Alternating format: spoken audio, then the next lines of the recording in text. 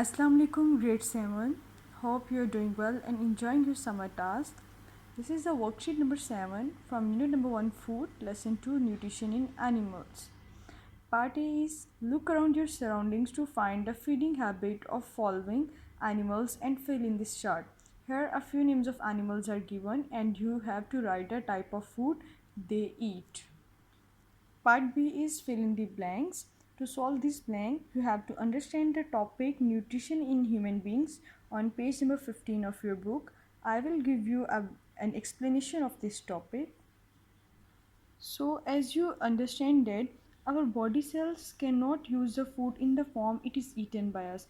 For example, if you are eating a candy, it is not taken up by your cells as a whole candy. Rather, it is digested into the smaller particles.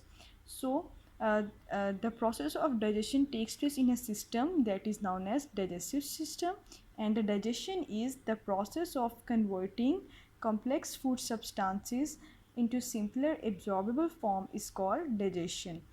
And the parts of body in which digestion take place is a canal that is known as alimentary canal, and it starts from mouth and end at anus.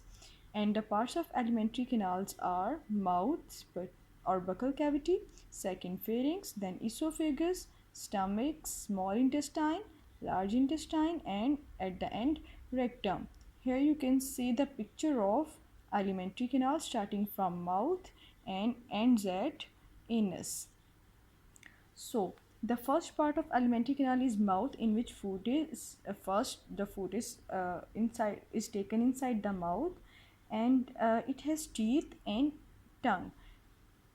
Teeth help to break the larger food particles into the smaller particles, and muscular tongue which have taste bud on it that taste the food. And there are also salivary glands that secrete saliva. Saliva contains enzymes that helps in digestion, and saliva also helps to kill the harmful bacteria in the food.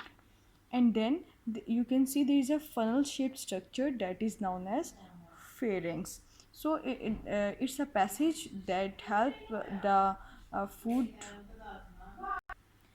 So pharynx is a funnel shaped passage common to air and food. And then is a pipe like structure you can see in the picture is the esophagus. No digestion takes place in esophagus. It is just a passage of food from mouth to the stomach.